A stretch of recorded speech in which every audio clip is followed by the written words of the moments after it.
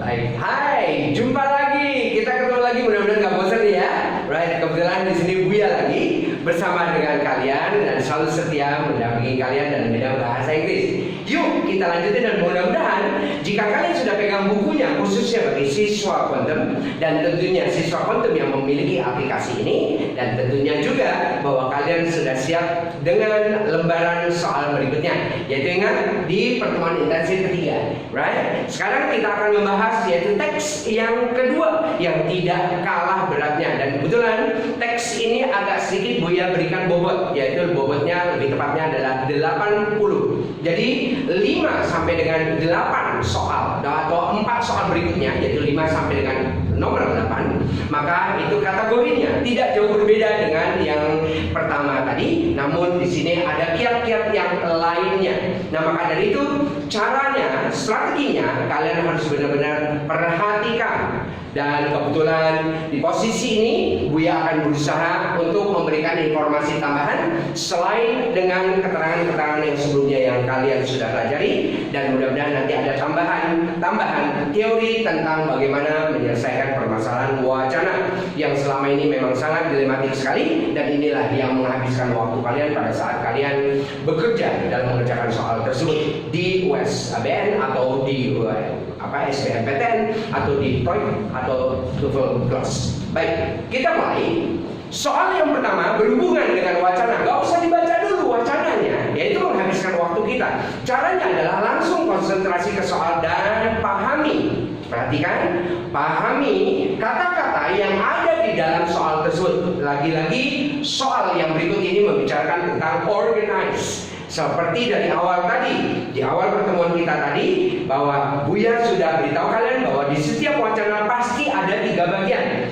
Paling banyak, paling sedikit hanya 2 bagian. Nah, ini ada 3 bagian. Bagian pertama adalah pembuka, bagian kedua adalah isi, dan bagian yang terakhir adalah penutup. Nah, kebetulan bagaimana cara si penulis soal ini menyusun, mengorganisasikan wacana tersebut, maka bentuknya tidak jauh berbeda setelah kalian lihat di paragraf 1. Mulai dari situ dan seterusnya kalian lihat, maka ciri khasnya kira-kira akan mengarah kemana. Maka kita lihat bahwa di soal nomor 5 ini ada jawaban yang A. Kita lihat presenting cause followed by its effect. Bahwa kalau kalian baca wacana tersebut, bahwa di sini membicarakan tentang stres. Apa penyebab stres dan apa penyebab yang disebut dengan penyakit jantung kata lainnya, atau yang disebut dengan jantung koroner dan lain sebagainya yang ada hubungannya dengan penyakit jantung dan stres. Apa hubungannya? Ya kan? Dan ini bukan menyangkut masalah cause dan effect. Apa penyebab dan apa dampak daripada penyakit tersebut? Tidak. Yuk kita cek yang B. Interpreting different ways of classifying. Interpreting different ways of classifying. Maka dari hal ini, interpreting kita adalah menginterpretasikan, memperkirakan kira-kira different ways of classifying. Different ways berarti jumlahnya banyak sekali. Oh, dan memang ada beberapa cara di dalam wacana ini jika kalian review sebentar tentang wacana tersebut. Right, tapi tidak jelas cara tersebut dijabarkan di sini. Nomor berikutnya atau jawaban berikutnya, pilihan jawaban berikutnya C. Presenting, lagi-lagi kata presenting. Yuk kita lihat the strength of the main idea, yaitu kekuatan dari ide pokok pada wacana tersebut. Ya, kalau seandainya berhubungan dengan kekuatan itu, maka kita kembali kepada dasar. Apa sih permasalahannya? Yaitu stres dan yang namanya penyakit jantung. Baik, apa hubungannya? Berarti di sini masih belum jelas. Yuk kita cek lagi yang jawaban berikutnya. D. Exposing, artinya adalah mengungkapkan. Exposing sporting ideas and chronologically. Berarti di sini seluruh paragraf itu saling berhubungan, saling mendukung, dan juga saling mengungkapkan. Maka dari itu jawaban yang D adalah yang lebih tepat. Ya, begitu caranya. Jadi exposing supporting ideas itu adalah berhubungan dengan apa sih yang kira-kira stres dengan hubungannya dengan penyakit jantung. Itu yang dijelaskan di dalam wacana. Coba kalian perhatikan dari paragraf 1, paragraf 2. Nanti jika kalian sudah ketemu dengan soal dan permasalahan organizing a passage, nah disitulah caranya menentukannya. Kalau diungkapkan secara pengungkapan dari awal kita belum tahu, apalagi kita masyarakat awam, kita tidak tahu. Ya, disinilah dijelaskan dan dipertegas. Maka jawaban yang D yang lebih tepat dibandingkan jawaban yang lainnya. Yang terakhir, apa masalahnya dengan jawaban yang E? Right, putting the central idea followed by example. The central idea itu menyangkut masalah, yaitu tadi, yaitu different ways of classifying. Nah, sedangkan ini di centralnya ada di bagian-bagian isi cerita, yaitu di paragraf 2 dan seterusnya. Right? Sedangkan yang poin utamanya adalah penekanan bagaimana kita mengungkapkan dan bagaimana cara mengklasifikasikan, yaitu berhubungan dengan penyakit dua hal ini. Stres bisa menyebabkan apa? Baik, kita lanjut soal berikutnya nomor 6. Baik, di sini adalah terdiri daripada wacana lagi. Paragraf per paragraf tadi kita sudah lalui, right? Nah sekarang kita lihat melalui soal seperti biasa. Tidak perlu kita baca dulu, tapi kita pahami dulu soalnya. Based on the passage, it can be inferred. Tadi pernah kita juga mencoba di pertemuan yang pertama di teks 1 berhubungan dengan infer. Kalian sudah tahu dong caranya. Nah maka dari itu mudah-mudahan kalian juga sudah mencobanya. Ya yuk kita uji benar tidak permasalahan yang tadi kalian belum paham, sekarang mudah-mudahan sudah paham. Yuk kita cek.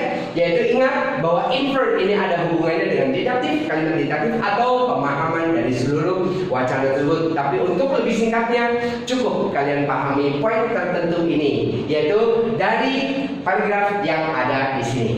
The studies finding are important because they use a biological marker to show direct link between chronic stress and heart disease. Tekankan di situ bahwa di sini ada sebuah research, ya, sebuah usaha dari para ilmuwan khususnya di bidang medik. Tentunya mereka mendapatkan suatu penemuan yang sangat penting sekali hubungannya, yaitu antara stres dan yang namanya penyakit jantung. Alright? Terus kita lanjutkan di kalimat terakhir, kira-kira apa yang bisa kita dapatkan karena ini berhubungan dengan kesimpulan. Kebetulan ini ada di paragraf 1. So, this study looked at a more objective measurable sign. Right? The level of cortisol ini adalah dalam bahasa Latin, ya, yang kebetulan saya sendiri juga tidak tahu apa artinya, tapi dalam bahasa Inggris dijelaskan kembali, yaitu artinya adalah a hormone released during stress. Oh, ternyata yang namanya kortisol kalau dalam bahasa biologi itu adalah hormon yang dilepaskan oleh yang disebut dengan di salah satu kelenjar, ya, yaitu release during stress. Pada saat kita stres dia akan keluar, ya, hormon tersebut, dan itu bisa didapatkan di mana saja. Contohnya, the shoe shaft in the hay shaft. Hati-hati dalam kita mengartikan ini karena ini adalah sebuah kiasan.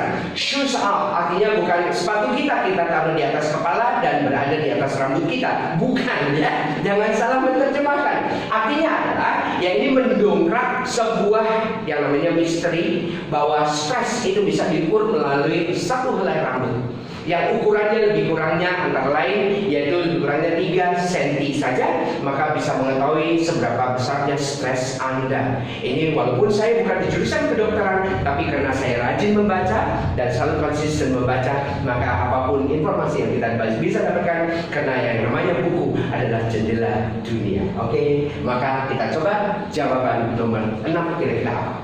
Infer, berarti kita sudah dapat di didaktif, kalimat didaktif yaitu di bagian terakhir bahwa di sini berhubungan dengan kortisol yang ada hubungannya dengan hormon yang pada saat stres dia akan dilepaskan dan dari rambut bisa didapatkan itu.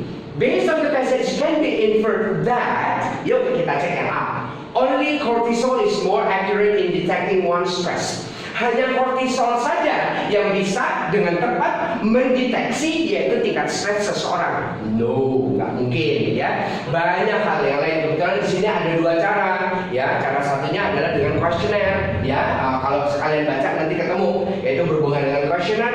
Yang itu, nih di sini ada, ya. Buya buktikan di sini. But doctors could only rely on questionnaires to determine, nih tekankan, untuk menentukan people stress level. Jadi intinya kalau orang itu stres itu bisa diketahui melalui yaitu ukuran rambut tersebut. Baik, so antara lain jawaban yang A belum tepat saudara-saudara. Oke, yang B sekarang ya. Kita lihat, one's temporary stress can be judged by testing his urine. No, bukan hanya dari urine saja. Nanti kalian akan temukan di dalam wacana itu bahwa melalui saliva, itu adalah liur, itu bisa mengetahui tingkat stres seseorang. Selain warna kemih atau warna air seni kalian, itu bisa diketahui mulai dari yang transparan atau yang tidak berwarna sama sekali sampai dengan yang berwarna seperti teh atau warna kopi. Itu menentukan tingkat stres kalian. Jadi ini adalah sebuah ilmu yang luar biasa sekali. Makanya kita orang awam tentunya tidak mengetahui. Nah sekarang kalian akan terbuka bagaimana mengetahui tingkat stres kita sendiri. Maka kita lanjutkan, bukan B, jadi yang C. Doctors can tend to use two ways of understanding one's stress. Doctors tend to use two ways. Ya, berusaha menggunakan atau terus menggunakan dua cara tersebut untuk memahami tingkat stres atau satu stres tersebut yang menyebabkan sakit jantung. Kita cek jawaban yang D. One way learn stress. Ingat, ini ada hubungannya dengan yang the shoes up in the head. Ya, one may learn stress level through, yaitu measuring his own head. Yang E, multifunction of saliva lead on to this gradual stress. Ingat, saliva dan satu lagi adalah urine antara lain nih, ya itu sama. Tapi itu hanya sementara, cuma sebentar. Tapi kalau yang rambut itu bisa lama, bisa berbulan-bulan. Kayak urine itu dalam waktu 1 menit 2 menit dia akan hilang, kan begitu. Nah maka tidak bisa dipakai. Maka jawaban yang lebih tepat antara lain untuk soal nomor 5 ini adalah yang delta. One may learn, seseorang bisa mengetahui dan belajar atau memahami tingkat stresnya melalui measuring his own hair. Dengan mengukur rambutnya sampai dengan 3 cm, maka kita bisa mengetahui tingkat stres kita. Kalau seandainya 1 cm ini ukuran untuk 1 minggu, berarti kalau 6 cm berarti untuk ukuran lebih kurangnya lebih dari 1 minggu. Baik, nah seperti itu tingkat stres kita bisa diukur melalui rambut. Baik, soal berikutnya.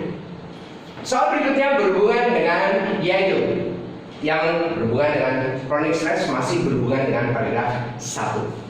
Which of the following is the restatement? Restatement itu adalah pengungkapan ulang, pernyataan ulang of the sentence. Doctors could only ini bukan may, tapi rely on questionnaires to determine people's stress levels. Ada di paragraf 1, yaitu baris ketiga lebih kurangnya, ya mulai dari baris ketiga ini, right? But doctors could only rely on questionnaires to determine people's stress level. Hati-hati, determine ini kata kuncinya. Baik, kata kunci harus ada kata pengganti di dalam jawabannya. Jadi yang disebut dengan restatement of the sentence, mengulang kata-kata ini diucapkan lagi, disebutkan lagi, tapi dengan kalimat yang berbeda yang mengandung makna atau arti kekuatan yang sama. Oke, maka dari itu kalau kita lihat di sini ada ciri khasnya. Yang A yang kita cek dulu.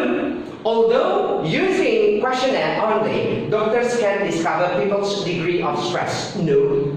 Bukan itu, tidak ada penekanan, ya, menentukan, gitu ya, tidak ada. Oke, right? Karena ini, although using questionnaires, doctors can discover. Discover itu menemukan, bukan menentukan. Oke, bagaimana dengan ini? Only questionnaire can inform doctors more accurately about people's scale of stress. Not accurate, ya, tidak ada yang tepat. Okay, right. C. People's stress level are dependent merely on questionnaire for doctors to know. Oh, ini dependent, katanya ketergantungan. Ya, bukan ketergantungan kepada yang disebut dengan questionnaire saja. Kan ada dua. Satu lagi adalah melalui ujung rambut atau batang rambut kita. Bisa dijadikan salah satu diagnosa untuk menentukan tingkat stres seseorang. Bagaimana dengan D? Questionnaire for doctors are only means of understanding people's stress level. Ingat, dokter itu bukan main-main. Dia bukan hanya untuk memahami saja. Ini harus ada unsur apa? Unsur nanti setelah diketahui penyebabnya, maka akan ditemui jalan keluarnya atau obatnya. Itu maksudnya para dokter. Jadi kalau hanya sekedar memahami, nggak usah jadi dokter ya, jadi oke, kita lanjut. Yang E ke questionnaire are only one of doctor's effort, usaha predict people's stress degree. Ini dia. Kata predict itu predicator sama dengan artinya adalah determine. Walaupun predict ini adalah memperkirakan, determine artinya adalah menentukan, berarti ini sebagai kata ganti untuk yang namanya determine. Maka jawaban kita jatuh kepada yang ego. Begitu adik-adik, mudah-mudahan benar nanti jawabannya ya, jika kalian tadi sudah coba. Baik, soal berikutnya yang terakhir. Oke. Kebetulan posisinya ini lagi-lagi, kebetulan posisinya ada di paragraf berapa ya? Kebetulan Buya coba lihat dulu, posisinya ada di paragraf 3 di dalam wacana Anda ya, di dalam buku kalian itu di paragraf 3. Baik, nomor 8 soalnya. Sebelum kita baca semua ini, jadi semua ini Buya ajarkan untuk tidak membaca wacana ya. Ini adalah salah satu latihan yang dimana yang dari 5 menit kita menjawab menjadi 3 menit, dari 3 menit kita menjawabnya menjadi 1 menit. Nah, 1 menit ini kita latih, mudah-mudahan satu soal wacana kita bisa selesaikan lebih kurangnya 1 menit kurang. Mudah-mudahan kalian bisa punya banyak waktu untuk mengerjakan soal-soal yang lainnya. Tapi utamakan soal yang paling mudah dulu menurut kalian. Usahakan yang manapun kalian kerjakan, ingat yang paling mudah ya. Yang paling pertama adalah mentalnya untuk menjawab soal itu yang kalian siapkan. Baik, setelah itu strategi waktu. Nomor 8 yang terakhir. The paragraph following the passage, ingat, mudah-mudahan ingat dengan teori sebelumnya bahwa apabila kita membicarakan tentang yang following the passage will likely talk about. Following ini adalah bukan berhubungan dengan kalimat yang ada di sini, bukan, tapi berhubungan dengan kira-kira di paragraf terakhir ini, yaitu paragraf 3 kebetulan, dan di kalimat terakhir. Jadi kalau begini bentuknya, following the passage will likely talk about, kalian itu diminta untuk memperkirakan, yaitu wacana berikutnya atau paragraf berikutnya atau tulisan berikutnya kira-kira akan berkembang kemana. Sedangkan kita tidak ada catatan di bawah ini, tidak ada. Tapi melalui kalimat terakhir ini Anda bisa memperkirakan kira-kira akan mengarah kepada pembahasan apa. Yuk kita cek setelah dari yang kalimat terakhir. The two groups did not differ significantly. Itu bayangkan, dua grup ini kalau kita baca dari awal kita akan jauh lebih paham. Tapi dari sini saja sudah menentukan jawaban nanti ya. Right. The two group did not differ significantly. Kedua grup ini, yaitu ada kelompok orang yang diuji, yaitu dengan ini. In the study, researchers took 3 centimeter, 3 cm yang diambil.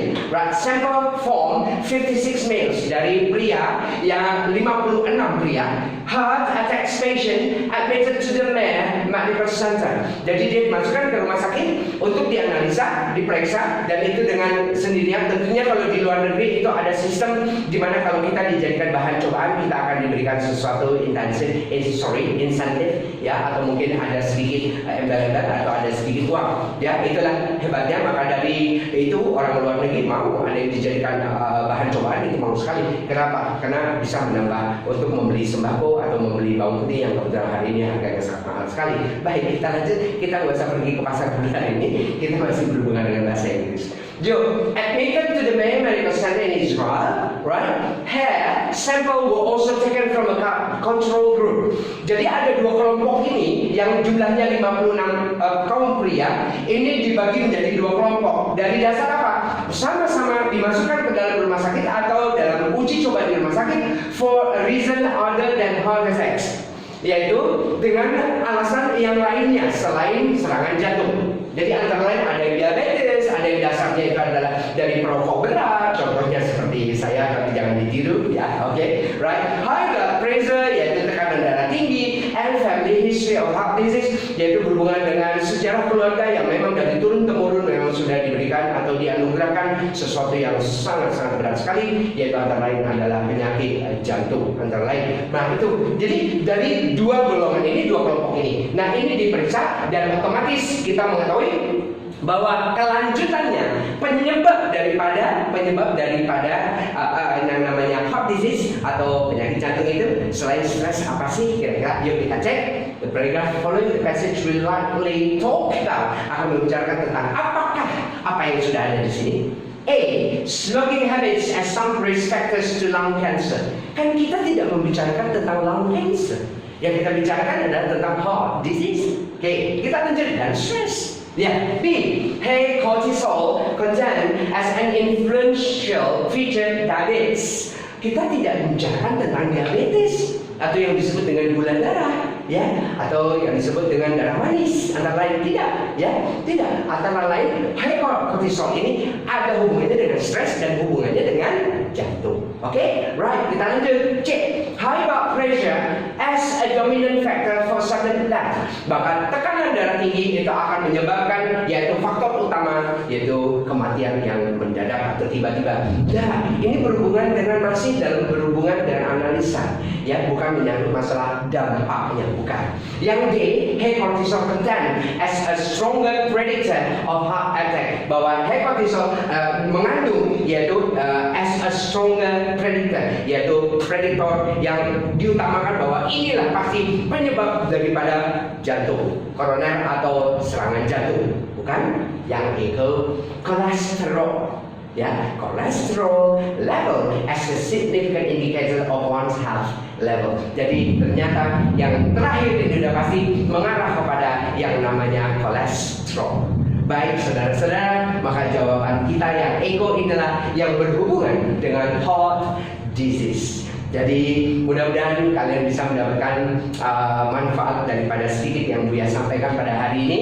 Dan jangan lupa untuk kelanjutannya, jika kalian memang benar-benar berminat untuk mengetahui lebih, karena ini hanya beberapa contoh saja, masih banyak pertanyaan, lebih kurangnya ada 14, sudah dikurangi dengan beberapa ini. Ada 14 pertanyaan yang aneh di dalam soal-soal, apalagi soal SBM, ya. Nah, bagi adik-adik yang kebetulan memang berminat dan antusias, yuk jangan lupa, right, follow. Don't forget, yeah, to follow, like, and comment, and then don't forget to subscribe, of course, and share it with your friend. But remember, the most important thing is that subscribe and your comment will keep me always alert. Thank you very much.